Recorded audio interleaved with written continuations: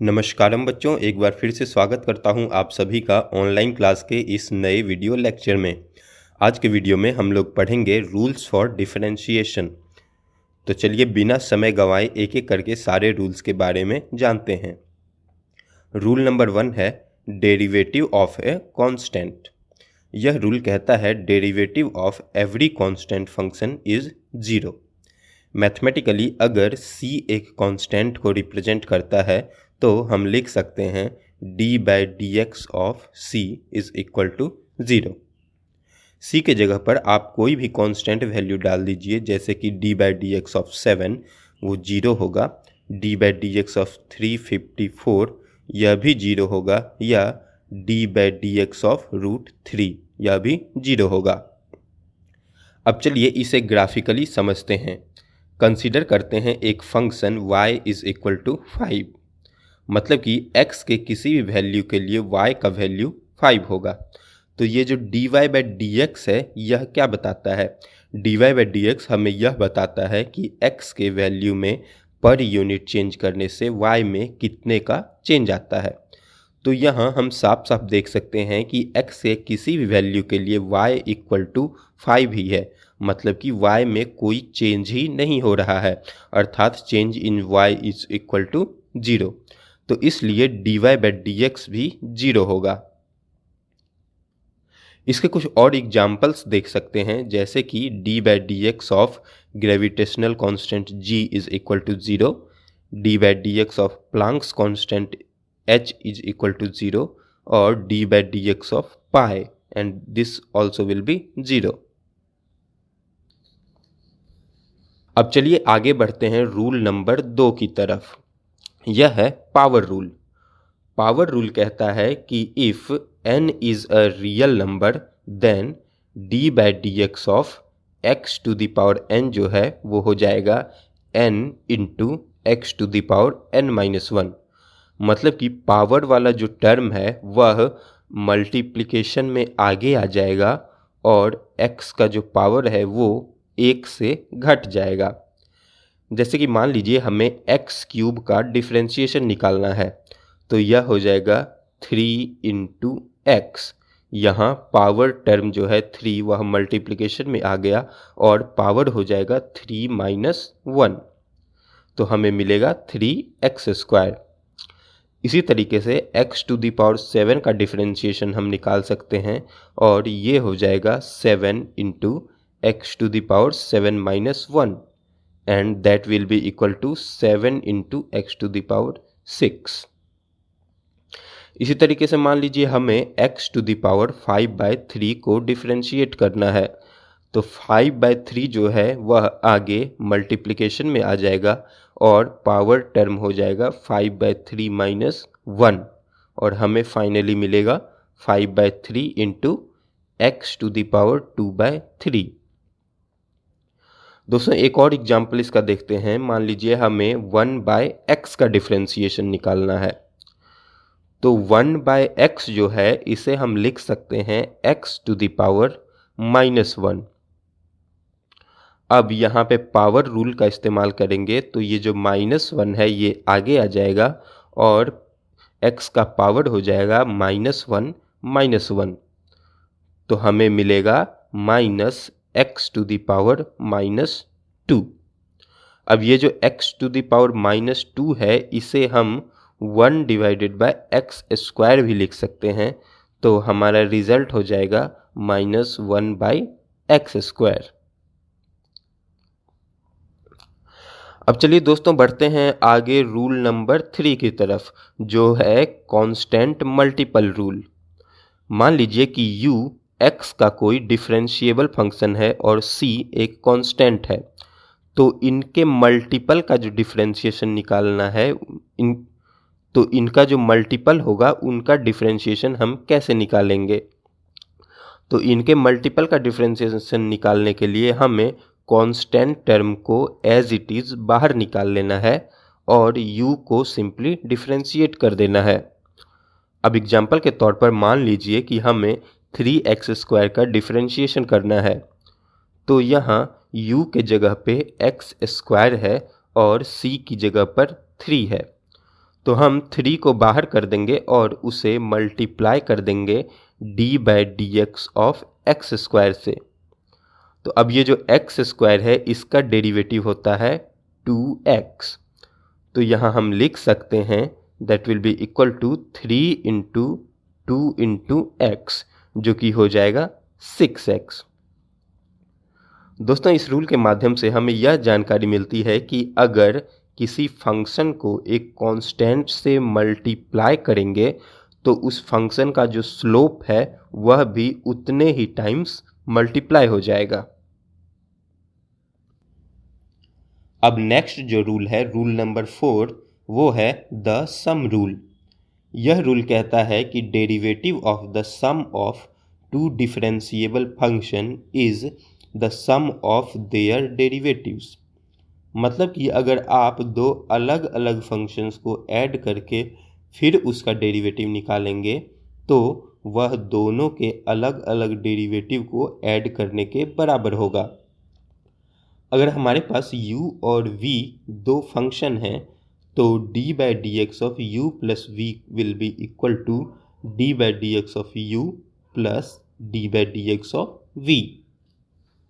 चलिए इसे हम एक एग्जाम्पल से देखते हैं। मान लीजिए कि हमारे पास एक फंक्शन है y equal to x⁴ plus 12x। अब यहाँ x⁴ को हम मान लेते हैं कि u है और 12x को हम मान लेते हैं कि v है। तो d/dx ऑफ y जो हो जाएगा वो हो जाएगा d/dx of x⁴ plus d/dx of 12x। और यहाँ x⁴ का डेरिवेटिव हो जाएगा, पावर रूल की से हम निकाल सकते हैं 4 इंटू x³ और इसी तरह 12x का डिफ्रेंशिएशन हो जाएगा 12। तो हमारा रिजल्ट हो जाएगा 4x³ प्लस 12। इस रूल का इस्तेमाल दोस्तों हम दो से ज़्यादा फंक्शंस के एडिशन के लिए भी कर सकते हैं। अगर हमारे पास दो से ज़्यादा फंक्शंस का एडिशन हो रहा है तो उस केस में भी हम सब का अलग अलग डिफरेंशिएशन निकाल कर फिर उसे ऐड कर देंगे तो हमारा फाइनल रिजल्ट आ जाएगा। इसी तरीके से मान लीजिए कि हमें दो फंक्शन के सब्ट्रैक्शन का डिफरेंशिएशन करना है तो इसे भी हम अलग अलग फंक्शन का डेरिवेटिव निकाल कर उसे आपस में माइनस करके निकाल सकते हैं। अब चूंकि u माइनस v को हम लिख सकते हैं u plus minus of v और इस माइनस v टर्म को हम -1 इंटू v भी लिख सकते हैं। तो यह जो -1 वाला टर्म है यह बाहर आकर डेरिवेटिव के साथ भी मल्टीप्लाई हो जाता है। तो हमारा जो डिफरेंशिएशन u माइनस v का है वो हो जाता है d/dx of u minus d/dx of v। अब चलिए बढ़ते हैं अगले रूल नंबर 5 की तरफ, जो एक बहुत ही इम्पोर्टेंट रूल है। यह है प्रोडक्ट रूल। इसमें दो फंक्शंस को मल्टीप्लाई करके उनके प्रोडक्ट का डिफरेंशिएशन निकाला जाता है। यह रूल कहता है the derivative of the product u and v is u times the derivative of v plus v times the derivative of u। तो d/dx of u into v हो जाएगा u into d/dx of v plus v into d/dx of u। Example के तौर पर मान लीजिए हमारे पास है y is equal to x² plus 1 into x³ plus 3। तो यहाँ हम x² प्लस 1 को u मान लेते हैं और x³ प्लस 3 को v मान लेते हैं। तो dy/dx निकालने के लिए हम सबसे पहले x² प्लस 1 को बाहर कर लेंगे और उसे मल्टीप्लाई कर देंगे d/dx ऑफ x³ प्लस 3 से, प्लस x³ प्लस 3 को बाहर कर लेंगे और उसे मल्टीप्लाई कर देंगे d/dx ऑफ x² प्लस 1 से। अब इसे हम लिख सकते हैं x² प्लस 1 इंटू x³ का डेरिवेटिव हो जाएगा 3x² और 3 एक कांस्टेंट है तो उसका डेरिवेटिव हो जाएगा 0, plus X cube plus 3 into x square का डेरिवेटिव हो जाएगा 2x और 1 का डेरिवेटिव हो जाएगा 0। तो इनको मल्टीप्लाई और ऐड करने पर हमें फाइनल रिजल्ट मिलेगा 5x⁴ plus 3x² plus 6x। इस डिफरेंशिएशन को हम दूसरे तरीके से भी निकाल सकते हैं। सबसे पहले क्या करेंगे, इस टर्म को आपस में मल्टीप्लाई करके एक्सपेंड कर देंगे। तो हमें मिलेगा y is equal to x⁵ plus X cube plus 3x² plus 3। अब सम रूल का इस्तेमाल करके हम y का डिफरेंशिएशन बड़े आसानी से निकाल सकते हैं। x⁵ का डेरिवेटिव हो जाएगा 5x⁴, एक्स क्यूब का डेरिवेटिव हो जाएगा 3x², 3x² का डेरिवेटिव हो जाएगा 6x और 3 एक कांस्टेंट है तो उसका डेरिवेटिव हो जाएगा 0।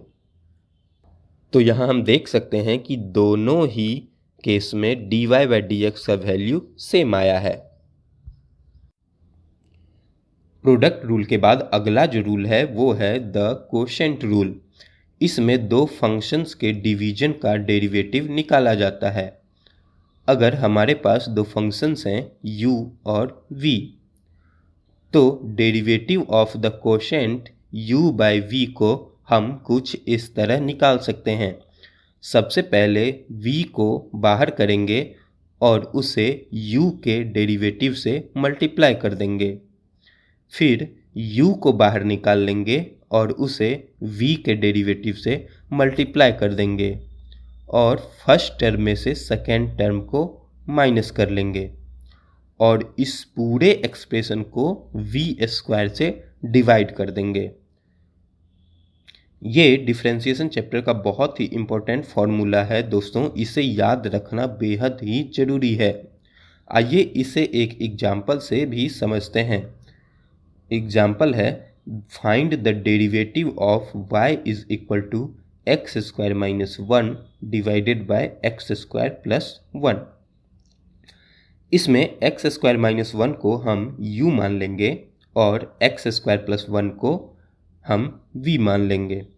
तो अब d/dx ऑफ y जो है वह हो जाएगा x² प्लस 1 जो कि v है into d/dx of x² minus 1 जो कि u है minus x² minus 1 into d/dx of x² plus 1 and the whole expression divided by x² plus 1 whole square. और ये हो जाएगा x² plus 1 into x² minus 1 का differentiation 2x minus x² minus 1 into x² plus 1 का differentiation भी 2x and whole divided by x² plus 1 whole square. अब इसमें से 2x को जब हम कॉमन ले लेंगे तो हमारे पास बचेगा 2x into x² plus 1 minus x² plus 1 divided by x² plus 1 whole square. अब यहाँ प्लस x² और माइनस x² जो है वो दोनों कैंसिल आउट हो जाएंगे और 1 प्लस 1 होगा 2। तो हमारे पास जो फाइनल रिजल्ट आएगा वो हो जाएगा 4x divided by x² plus 1 whole square. अब रूल नंबर 7 जो है वो है डेरिवेटिव ऑफ साइन फंक्शन। तो दोस्तों d/dx ऑफ साइन x जो है वो होता है cos x। यह एक बहुत ही इम्पोर्टेंट रिजल्ट है, इसे याद रखना बेहद ही जरूरी है। इसी तरह रूल नंबर 8 है डेरिवेटिव ऑफ कोसाइन फंक्शन। तो d/dx ऑफ cos x जो है वो होता है minus of sign x। cos x का डिफरेंशिएशन होता है माइनस ऑफ साइन x। इसे भी याद रखना बहुत ज़रूरी है दोस्तों, यह बहुत ही इम्पोर्टेंट फॉर्मूला है। अब आगे बढ़ते हैं रूल नंबर 9 की तरफ, derivative of other trigonometric functions. तो d/dx ऑफ 10x जो है वो होता है sec² x। जी हाँ, 10x का डेरिवेटिव sec² x होता है। अब आइए चलिए इसे देखते हैं प्रूफ से कि कैसे यह सेक स्क्वायर एक्स होता है। 10x को हम लिख सकते हैं sine x divided by cos x. तो यहाँ साइन एक्स को हम u मान सकते हैं और कॉस एक्स को v मान सकते हैं।